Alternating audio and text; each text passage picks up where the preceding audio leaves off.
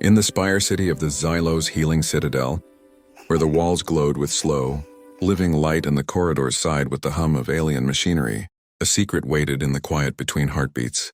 High Empress Ein Valerius of the Near Kylosian, Dominion had buried her deepest shame beneath layers of steel, protocol, and lies.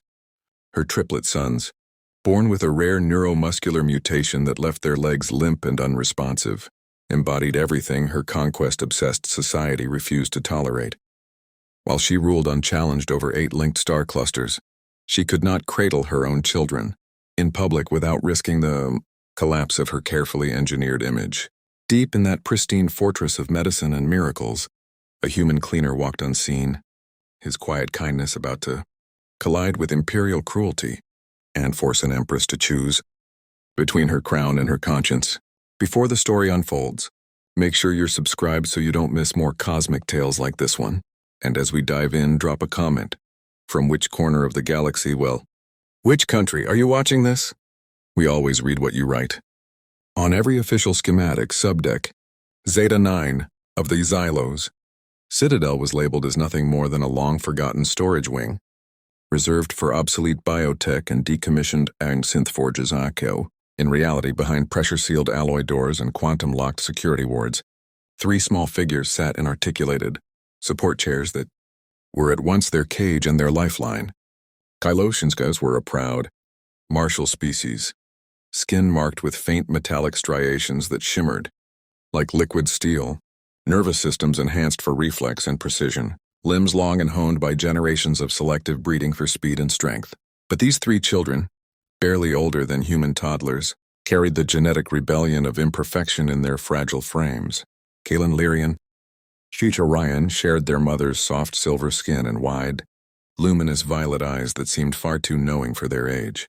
Standard-issue medical tunics draped loosely over their torsos, while everything from the waist down remained motionless, cradled in exobraces and support harnesses that did what their bodies could not.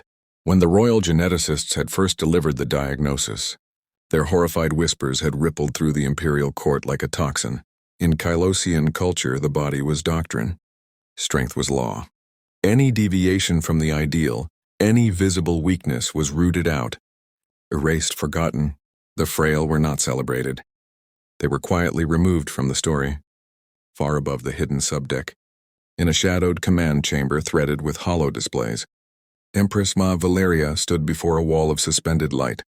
Dozens of translucent panes showed every angle of the triplets, chamber in real time, each tilt of a head, each struggle to shift in their chairs, each shared glance caught in cold, perfectly lit detail. Her ceremonial mantle, woven from star-forged filament and mapped with living constellations that shifted slowly across the fabric, hung heavy on her shoulders. It was a garment designed to project absolute power, the ruler who bent starfleets to her will. Yet as she watched her sons on the screens, the mantle felt less like a symbol and more like a chain. She could command armadas and rewrite planetary laws, but she could not repair the fault written into her children's cells, and she knew that if their existence ever reached the public eye, the Dominion's faith in her bloodline and her right to rule would fracture. Down on subdeck near Zeta 9, the boys filled their days with a kind of quiet, aching companionship. Their voices, soft, clear, and far too serious, would have shattered the Dominion's ruthless ideals if anyone, beyond a handful of droids, had been allowed to hear them. They talked about things they had never seen, weaving dreams out of stolen glimpses on muted hollow screens. "I had the running dream again," murmured Kalen, the eldest by a handful of heartbeats. He lifted one small hand toward the ceiling, toward the hidden lenses he could not see but somehow sensed, down the sky spire terraces, the ones from Mother's palace. Lyrian, his twin, tilted his head, eyes unfocused as if listening to something beyond the room. He possessed a strange sensitivity to emotional echoes, a knack for sensing moods through walls, tension through static. "She's near us," he whispered. "Not here, but watching. I can feel it." Orion, the smallest and frailest, said nothing. He lay reclined in his chair, gaze fixed on a blank panel of the ceiling as if it contained an entire universe only he could see. His eyes shimmered with unspoken questions, and a depth of understanding that felt wrong on such a tiny face. Where Kalen clung to hope, and Lyrian, searched for hidden threads of presence. Orion seemed to already grasp, even at his age, just how impossible their situation truly was. The Citadel's attendant drones glided in and out of the chamber with flawless precision. They were slender, multi-limbed constructs fashioned from pale alloy, each movement smooth and entirely devoid of hesitation. They scanned vitals, adjusted nutrient feeds, recalibrated neural stimulators in the boys' chairs, and dispensed micro-dosed medications that kept their fragile bodies stable. Their programming ensured survival, but not comfort. They could sustain life, yet they could not offer the warmth of a hand, held too long, or the reassurance of a whispered, "You matter." The isolation protocols wrapped Zeta-9 like a digital fortress. Any unauthorized biological presence crossing its perimeter would trigger an escalating cascade of alarms, alerts that routed straight to the Empress's private channel. No doctors who weren't handpicked, no nurses with wandering curiosity, no chance encounters. Yet in the endless machinery of the Xylosu Citadel, among the thousands of active access tags and overlooked clearances, one human moved almost entirely unnoticed. He walked the side corridors that never appeared in ceremonial tours, carrying an old-fashioned cleaning kit slung over one shoulder like a relic from a less efficient era. In the system, he existed as maintenance asset, Gen 0319. To the few who bothered to know him at all, he was called Oicharanveo, a human exile who had drifted into Kakalosian Oikir, space aboard a refugee freighter, after his homeworld was erased in a border where no one bothered to remember anymore. The Dominion had given him shelter, a ration card, and a low-level maintenance position in the Citadel.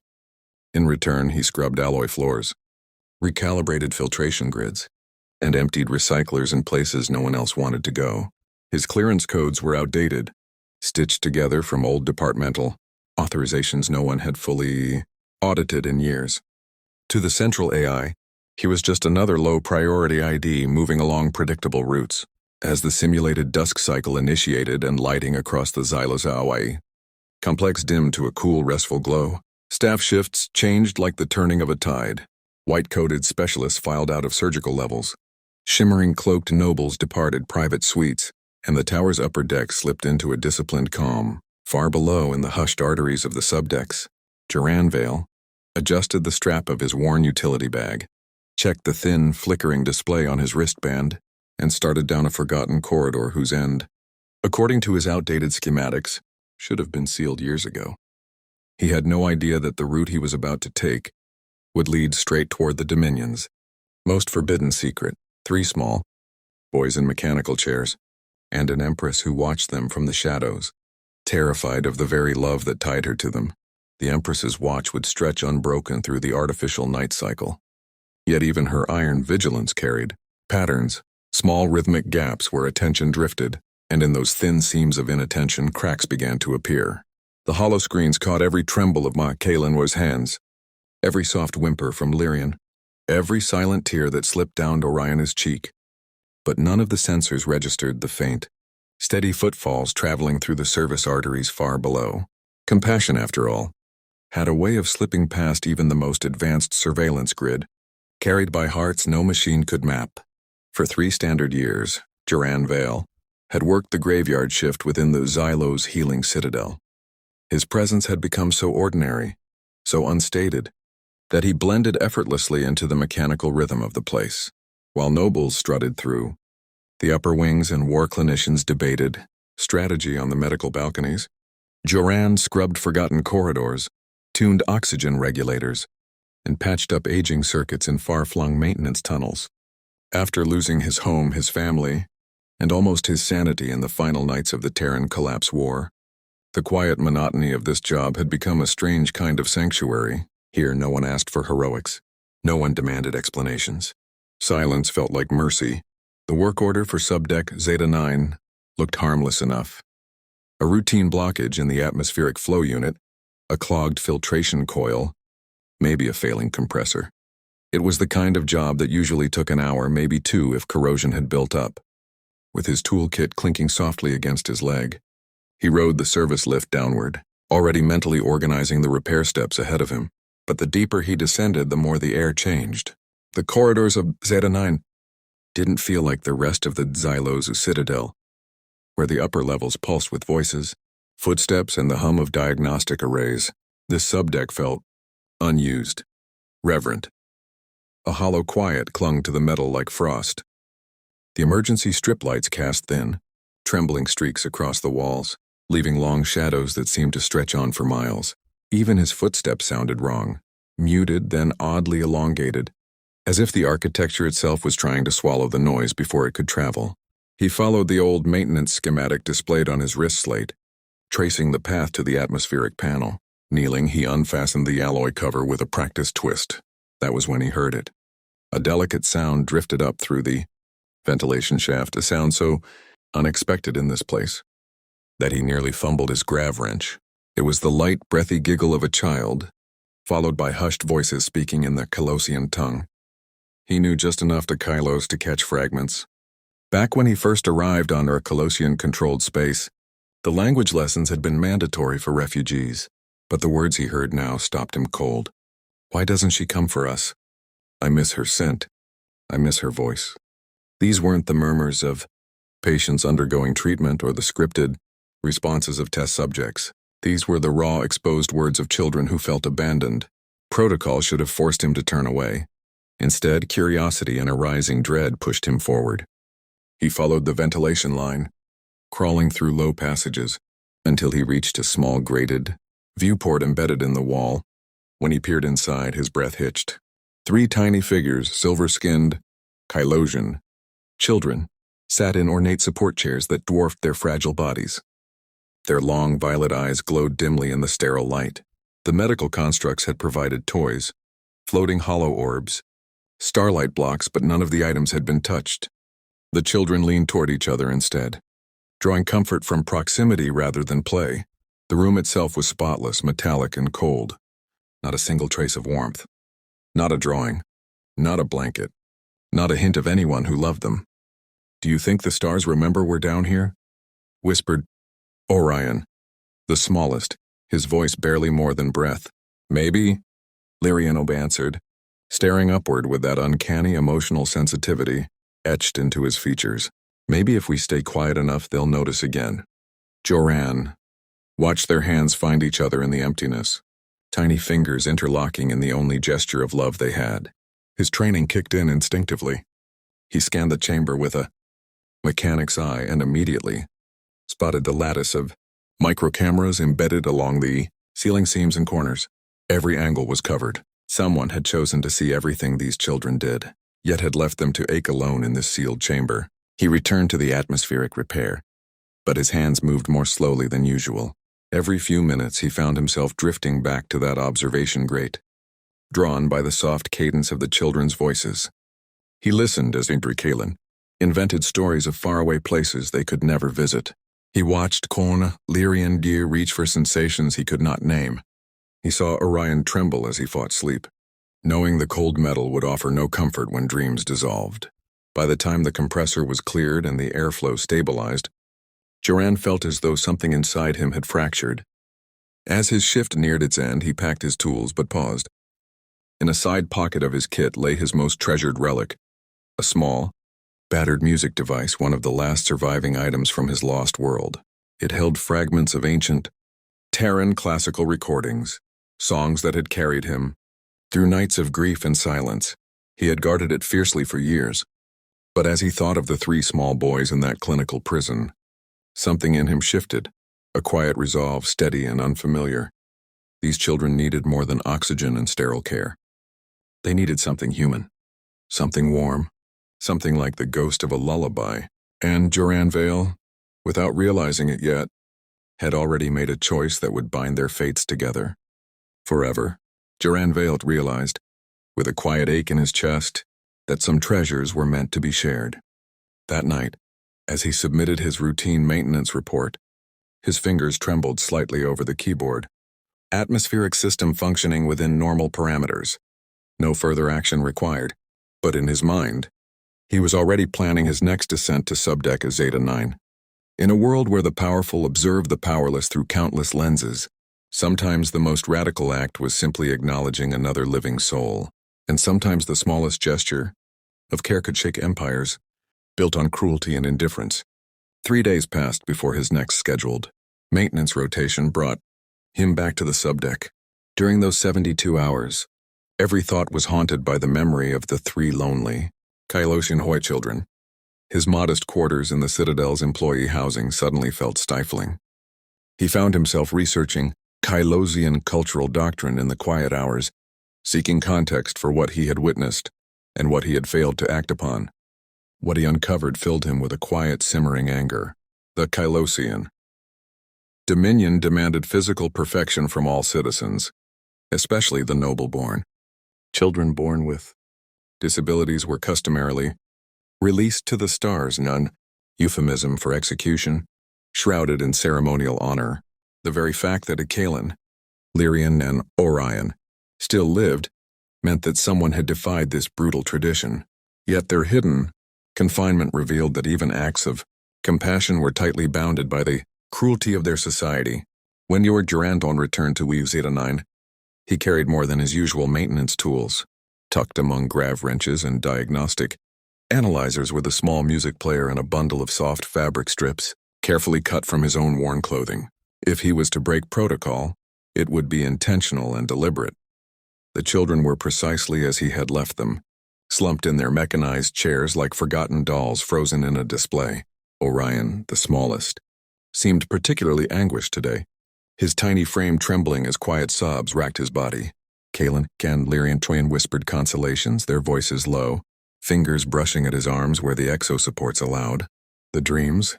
They're bad again, Orion murmured, voice barely audible above the hum of the chamber. Then tell us the good one, Lyrian urged softly, his violet eyes glimmering with empathy, fingers stroking his brother's forearm.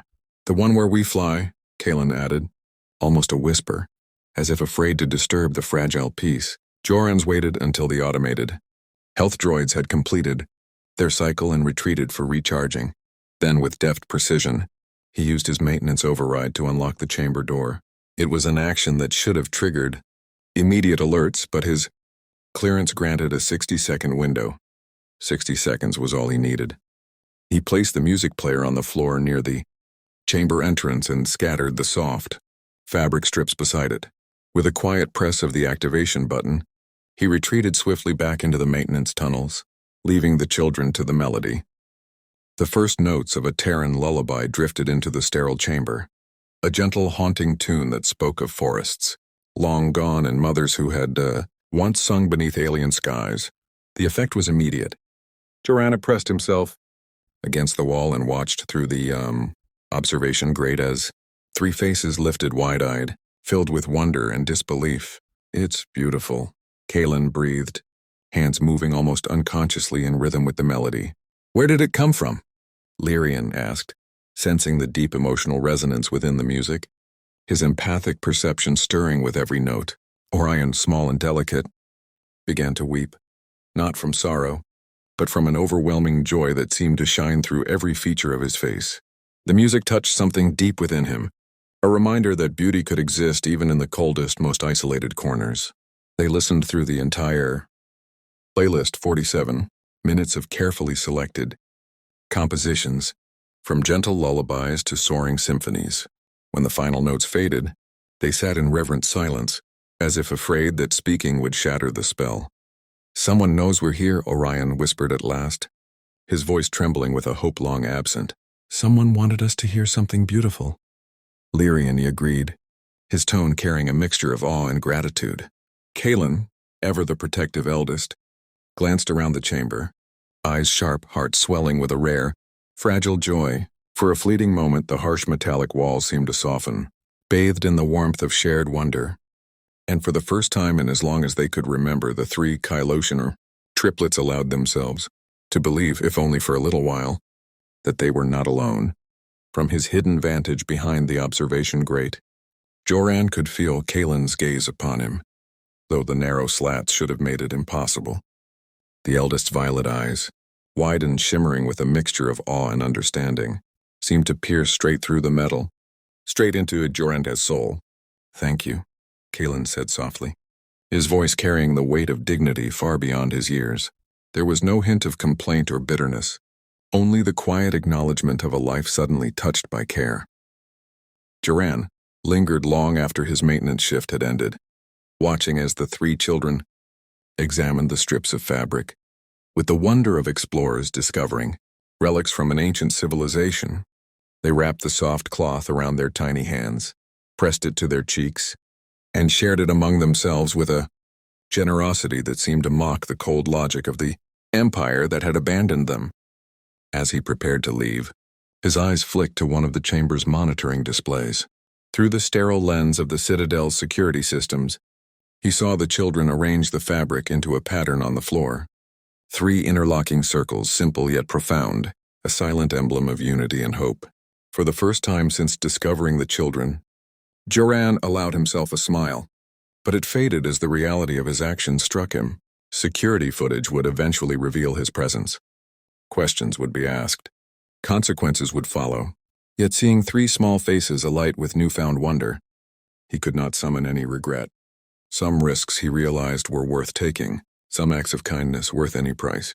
High above, in the regal expanse of the Azylos Citadel, Empress Valeria stared at her monitors, alarm tightening her chest. Something impossible was unfolding before her eyes. The carefully maintained lattice of secrets and surveillance that had safeguarded her most vulnerable children was now unraveling. Valeria had been reviewing diplomatic reports when a cryptic alert flashed across her private interface. Anomalous activity detected in secure medical facility. Immediate review required. Normally, such a task would have been delegated to her elite security officers. But the medical complex was sacrosanct.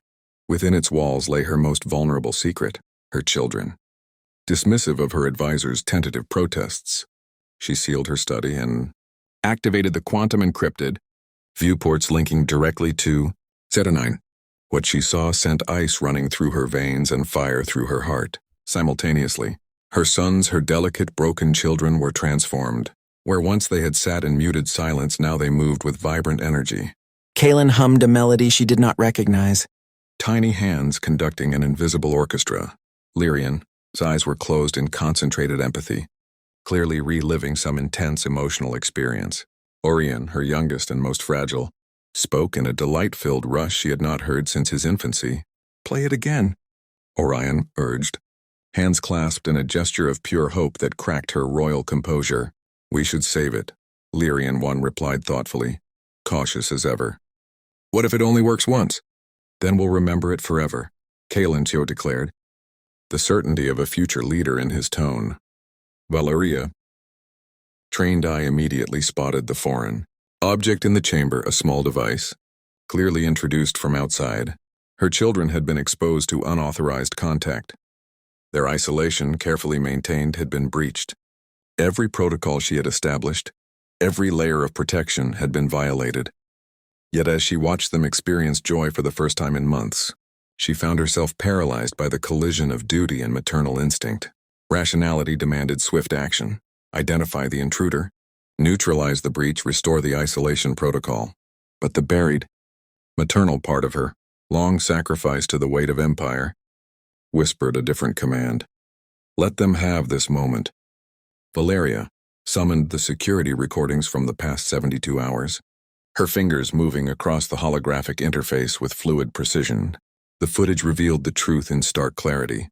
A human maintenance worker, Duran Vale, had accessed the subdeck chamber deliberately, leaving gifts and a device for the children. She studied his movements carefully, the gentleness in his steps, the careful attention he paid, the expression of quiet compassion etched across his face. This was not espionage. This was not sabotage. This was something far rarer, far more dangerous in its simplicity. This was someone who truly cared. Empress Valeria stared at the monitors, her pulse caught between awe and disbelief. The human Duran Vale had done what years of careful protection, surveillance, and royal vigilance had failed to achieve. In less than a minute, he had brought joy into her sons' lives, a fragile, luminous joy that radiated from them like sunlight breaking through storm clouds. For years, she had convinced herself that isolation was the only shield for Yaw and Kaelin, Lyrian and Orion, watching them through screens, ensuring their survival in sterile, unfeeling chairs. had been a cold substitute for presence. And yet here was this man, a mere maintenance worker, a refugee from destroyed Terran colonies, reminding her of a truth she had buried beneath duty and fear. Sometimes love could not be mediated through protocols or guards.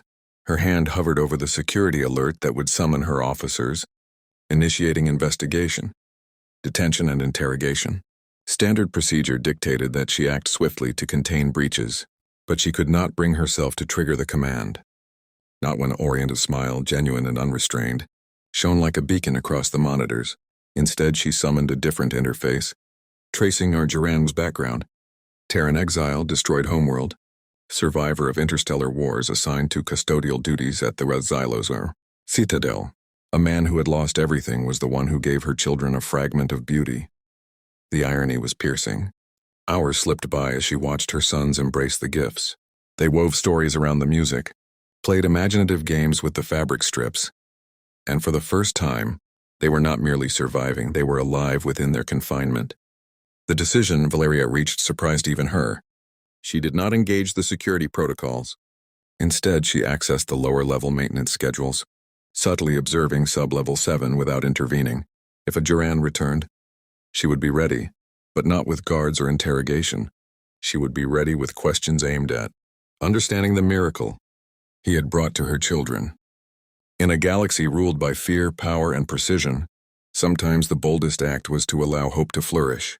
Sometimes the wisest teacher was someone who had nothing left to lose but the capacity for compassion. And Valeria, isolated in her study, could not yet know that her choice would ripple through the Unzylos empire, forcing her to weigh the value of her crown against the love she had long hidden.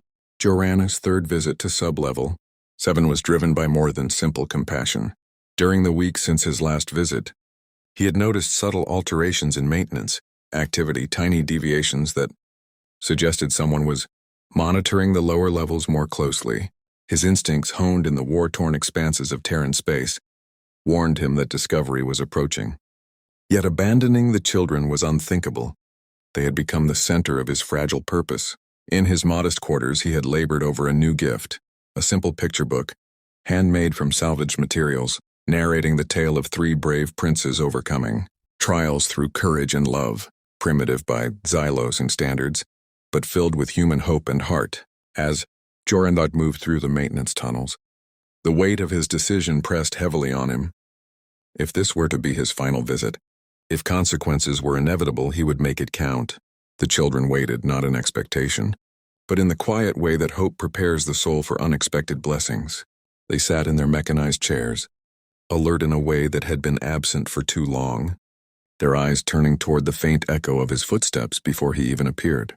For the first time since his initial visits, Joran moved through the chamber without hesitation.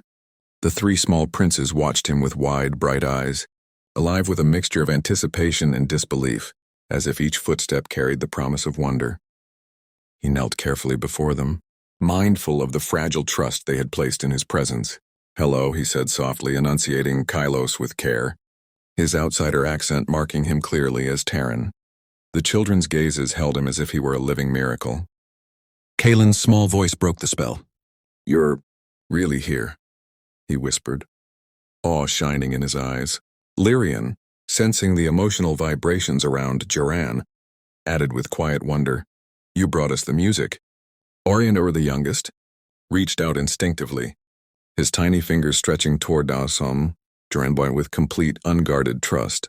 Gently, Joran took the boy's hand in his own, marveling at the innocence and faith reflected in those luminous, blue-skinned eyes.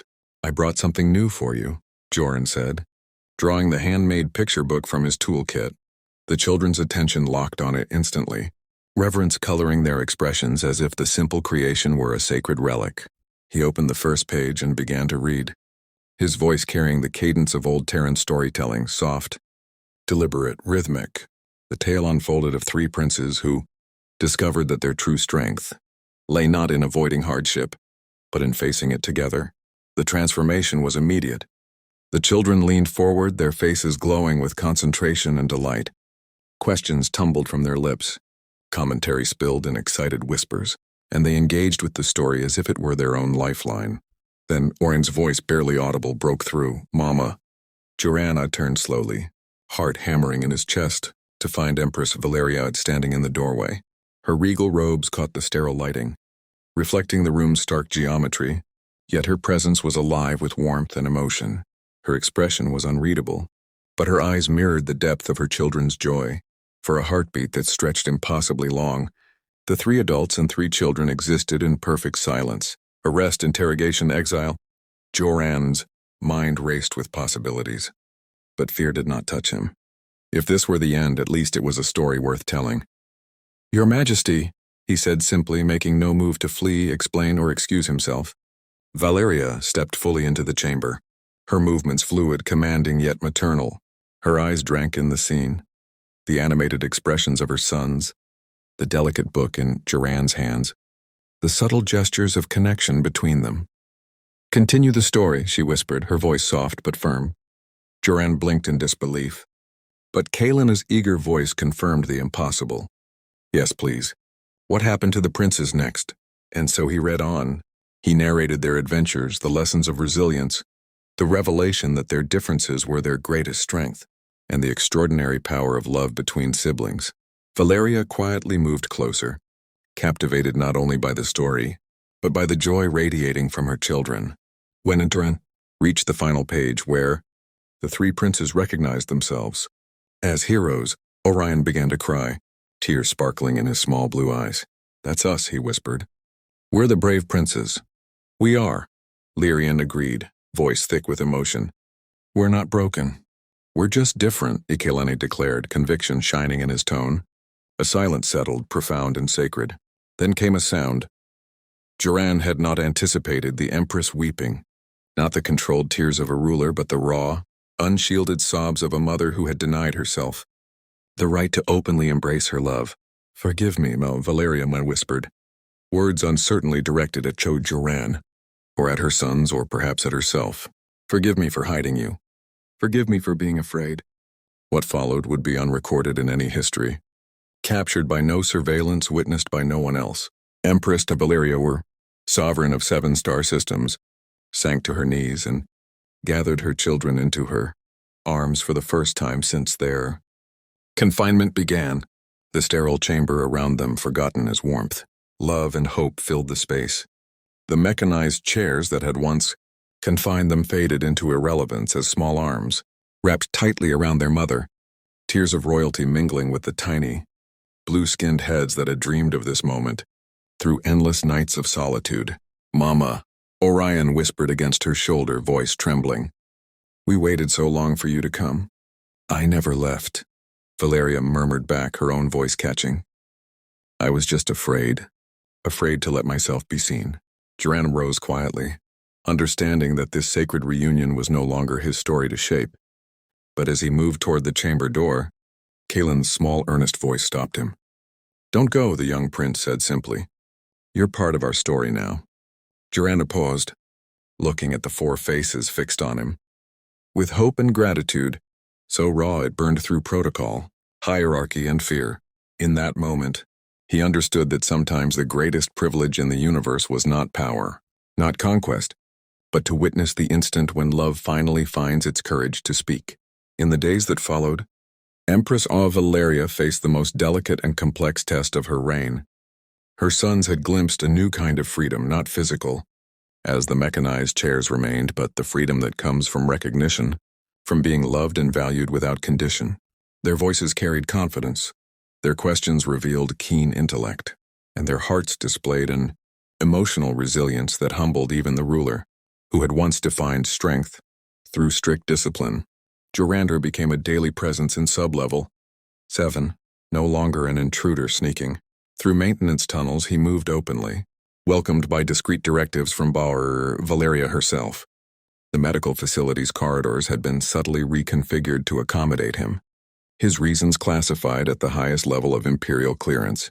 Each afternoon he arrived with new stories, handcrafted trinkets from salvaged materials, or sometimes simply his presence, allowing the children to share their own growing worlds of tales and games. Under his gentle guidance, Kalen began experimenting with musical compositions inspired by Dikailos. Tonal patterns, Telerianto discovered how to harness his empathic abilities to weave emotional narratives that enthralled his brothers. And Orion, smallest and most fragile, revealed a rare genetic gift, a capacity to project vibrant visual art from his fingertips, capturing emotion in color and light, a trait only manifest in the most sensitive members of the royal bloodline. The children were no longer surviving, they were thriving, witnessing their blossoming filled Valeria with a transformative sense of joy and purpose. Yet the pressures of an empire, founded on perfection and strength, could not be held at bay forever. Imperial law still dictated the fate of imperfect royal heirs, and advisors began probing, curious and suspicious, about the Empress's repeated absences from court. Whispered conversations about succession reached her ears, and political rivals smelled weakness in her diverted focus. The turning point arrived when Chancellor Lororica, her oldest and most trusted advisor, requested a private audience. He entered her study with a cautious formality, concern etched into every line of his face. "Your Majesty," he began, careful in tone, "rumors are circulating through the court. Speculation regarding your recent behavior, your frequent visits to the medical complex, your distraction from imperial affairs." Valeriana's composure was unshaken, though her pulse quickened as she anticipated this confrontation. "What rumors?" she asked smoothly. "Some claim you are concealing a secret that could destabilize the Empire." Rorick continued, eyes sharp. "Others suggest you may be experiencing psychological strain brought on by the burdens of ruling alone. I have defended you against such accusations, Your Majesty, but each day without explanation weakens my position." The moment of truth had arrived. Valeria could maintain the deception that had protected her sons for years, or she could embrace the path illuminated by Joanna's simple courage, the path of truth regardless of consequence. "Would you like to meet them?" she asked quietly. Rorica blinked, uncertainty flickering across his carefully guarded features as he realized that her question was not merely rhetorical, but an invitation that could change everything he thought he knew about power, family, and the heart of an empire. Rorica's confusion was immediate, his eyes widening as he processed her words. "Meet whom, Your Majesty?" "My sons." The declaration hung between them like a gauntlet thrown at the universe itself. Rorica's mind raced, comprehension giving way to disbelief. "That's impossible," he whispered, the word tasting like ash. The royal physicians had confirmed the children could not walk, yet their minds, hearts, and capacities for joy remained intact. Nothing in protocol accounted for the value of life in the presence of love and potential. Valeria rose, her form a silhouette against the expansive view of a Kylos Primedom's capital. Below, millions of citizens moved with meticulous precision, judged by an empire that prized utility above compassion. "For 3 years I have hidden my sons," she said, voice firm yet tinged with quiet sorrow. "I convinced myself that protection meant isolation, that watching them from afar through monitors was enough. But a human janitor, someone with nothing but compassion, taught me that love without presence is not love at all. It is fear wearing the mask of virtue." Rorick absorbed the words, the weight of their meaning pressing against every principle he had lived by. "Your Majesty," he said finally, voice measured, "if what you claim is true, then every protocol has been violated. The ramifications for your reign, for the stability of the Empire." "I am well aware of the implications," Valeria interrupted. Her eyes glimmered with resolve. "The question is whether we will remain an empire that defines strength by destroying what is different, or whether we will find strength in protecting the vulnerable. I am going to present my sons to the court. I will acknowledge them publicly as heirs, as princes of this realm, and I will challenge our civilization to expand its definition of worthiness." The room fell into a heavy silence. Rorica's face shifted through disbelief, concern, and a flicker of admiration he barely allowed himself to feel. "And if the court rejects them?" he asked. "If the military refuses to acknowledge disabled princes? If the empire fractures?" "Valeria." His lips curved into a serene, unyielding smile. "Then we will build something better from the pieces," she said. And in that smile was the fierce, unshakable love that David would have recognized, the courage to choose heart over crown. But even as she spoke, alarms erupted throughout the Xylosgam healing citadel, and her communicator blazed with urgent messages from security. While she had been preparing to reveal her secret to the Empire, someone else had chosen to weaponize it. Deep within Sub-Level 7, Joran and the three children were suddenly at the epicenter of a storm that would shake civilizations to their core. The assault came not with firepower, but with the cruelest tool of all, unrelenting exposure of truth. General Sukdai's Zarek, commander of the Imperial fleet and Valeria's most formidable political rival, had conducted his own investigation.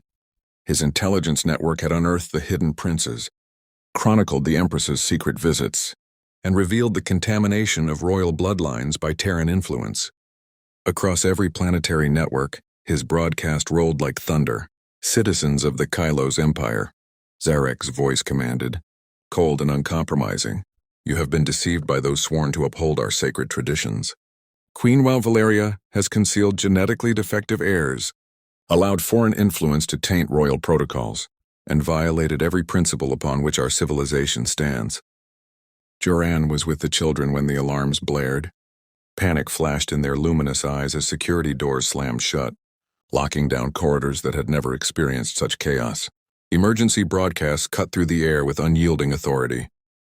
What's happening? Orion whispered, clinging to Kalen's arm, his voice trembling. Kalen shook his head, eyes wide. I don't know, but we have to stay calm.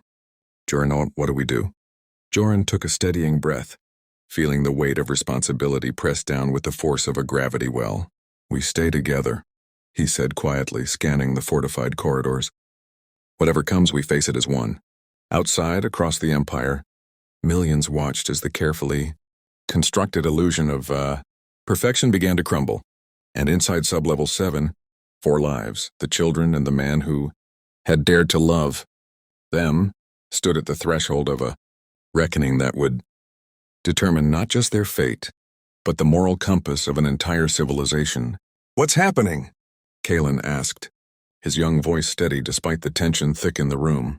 Are we in trouble? Whispered Valerian, his empathic senses rippling with the fear and confusion, radiating from the approaching storm. Orion, the smallest and most sensitive, began to weep not from fear, but from the bitter understanding that their fleeting joy was about to be shattered. Someone found out about us, didn't they? He murmured. Now Mama will be in trouble because of what we are. Joran knelt before the 3 children, his mind spinning through options, none of which offered hope. The machinery of imperial law was already moving, an unstoppable force poised to crush anything or anyone in its path. Listen to me, he said urgently. You are not the problem. Never have been. What's happening now is the result of those who've forgotten that strength, wears many faces, and that love. Love is the most powerful force in the universe. Even as he spoke, the approaching footsteps of armored guards echoed through the chamber, accompanied by the whir of security drones and the clipped commands of officials dispatched to restore order. The doors hissed open under pressurized air, and General Zarek stepped in, flanked by a full squad of Imperial guards. His presence radiated authority. Every scar and line on his face spoke of decades spent in war. His gaze swept the scene. 3 children in mechanized chairs, a lone human civilian, and unmistakable evidence of months of unauthorized contact. Stand down, human, he commanded, voice absolute. You are under arrest for violation of Imperial security protocols and contamination of royal bloodlines. Before Joranna could react, a new voice cut through the tension like sunlight through storm clouds. He is under my protection. Empress Valeria entered, her presence commanding every eye in the room. She moved with lethal grace, her robes flowing like liquid starlight, every step deliberate, every gesture radiating calm certainty. General Zarek, she said, her voice steady and cold.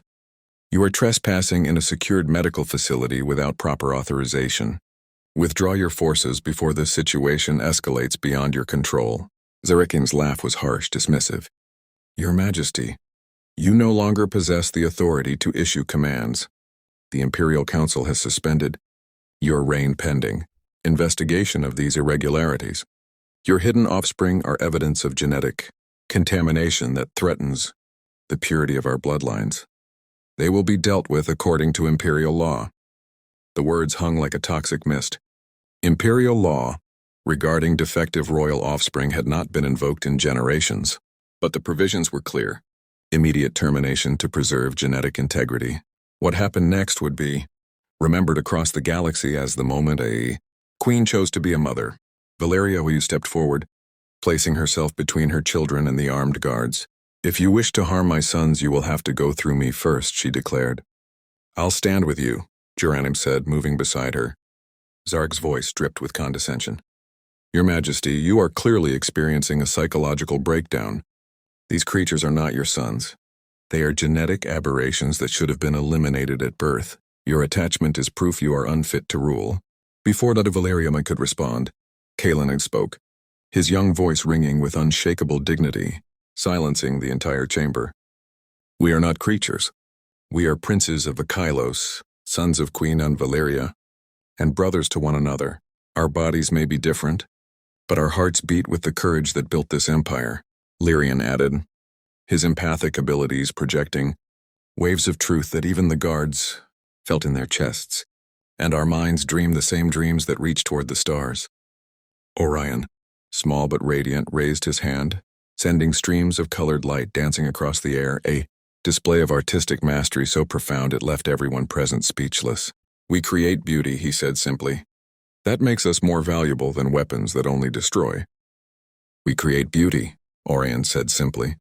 "That makes us more valuable than weapons that only destroy." The chamber fell into stunned silence. The soft hum of medical equipment and the distant wail of alarms became the only backdrop to the moment. General Zarakan's gaze swept over the three children, his expression shifting through disbelief, confusion, and perhaps something akin to recognition. For the first time, everyone present, guards, officials, rebels, and rulers alike, witnessed a truth no political calculation could have foreseen. Worth was not determined by physical capability, but by the courage of the heart, the depth of imagination, and the bravery to love despite fear, isolation, and rejection. The revolution that followed would not be waged with fleets, weapons, or armies.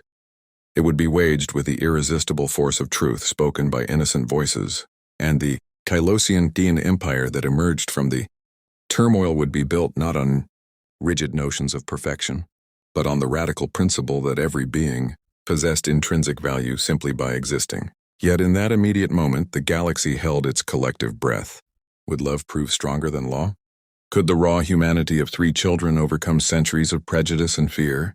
The answer would unfold in the choices of every witness, between the comforting certainty of entrenched order and the terrifying promise of transformation. Epilogue: a new empire.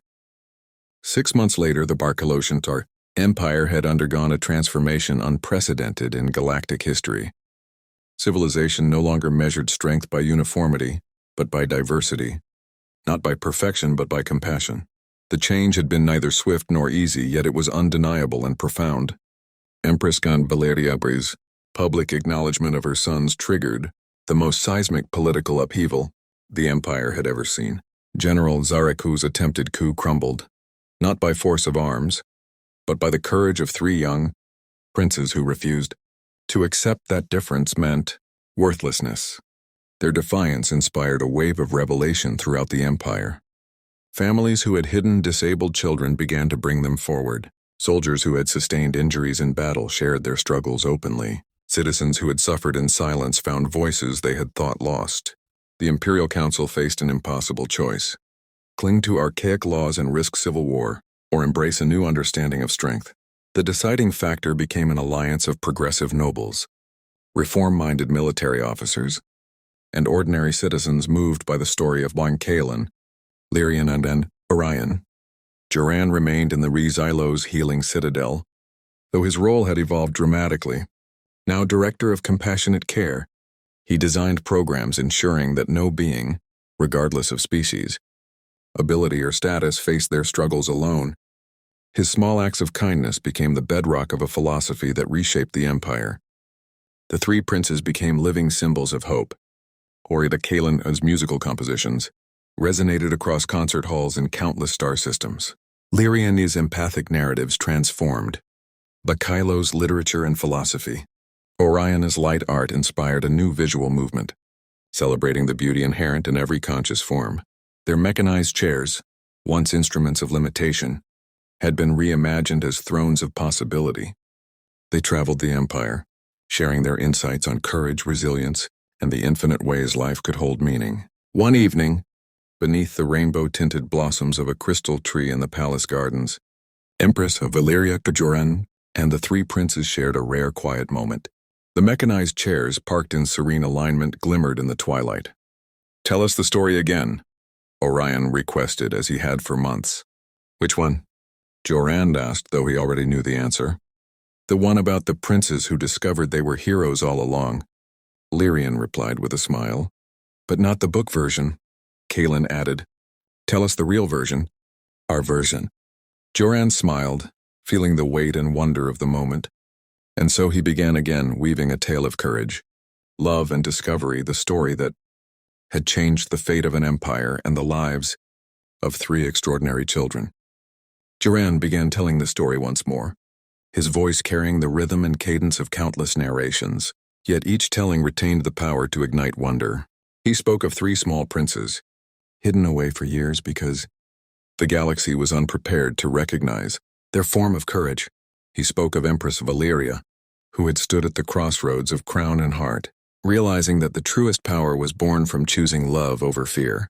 He described the day when the course of the empire shifted, not through conquest, not through political machinations, but through a simple act of acknowledgement, recognizing that every being held intrinsic worth, regardless of form, ability, or expectation. He painted with words visions of a transformed empire, of a galaxy awakening to new possibilities, and a future in which difference was celebrated rather than suppressed. As his tale reached its crescendo, Rayona released streams of colored light that danced across the twilight sky.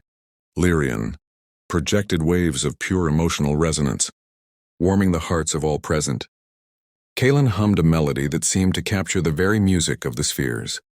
Together, they created a moment that transcended story, a living tableau of courage, creativity, and connection. They all lived happily ever after, Joran concluded, his voice soft but steady. "No," Empress Valeria interjected, her tone carrying the quiet gravity that only experience and trial could teach. "They all lived meaningfully ever after. Happiness is fleeting, but meaning endures." Above the capital of Deukylos Prime, the first stars of evening shimmered into view. Beneath their glow, four beings sat together in complete contentment, not because the universe had erased their struggles, but because they had learned a profound truth, that love shared between kindred hearts could transform even the heaviest burdens into blessings. In a galaxy long ruled by the principle that might alone dictated right, they had discovered something infinitely more powerful. Compassion, not conquest, not law, was the force capable of shaping civilizations. And in that understanding, they had not only preserved an empire, they had revealed to the galaxy what it could become when it dared to embrace all life with equal reverence. Though the story concluded, the legend had only just begun. The tale of three princes, and the janitor who recognized their worth, would be remembered not as a fable, but as a pivotal moment in galactic history, a moment when civilization took its next evolutionary step toward becoming something truly worthy of the stars, and far beyond Deukylos Prime. How, on distant worlds bathed in alien suns, other beings gazed up at those same stars. They dared to dream that their own differences, once hidden in fear, might one day be seen not as flaws, but as gifts capable of illuminating a universe eager for new forms of beauty, courage, and strength. In the Xylos Healing Citadel's gardens, under the dancing glow of rainbow blossoms, the three princes, Empress Valeria and Amber Joran, sat together, the quiet night holding, within it, the promise of a future, defined not by fear or conformity, but by love, empathy, and the boundless possibilities of life itself. The story ended. The legend endured, and the galaxy waited, watching and learning.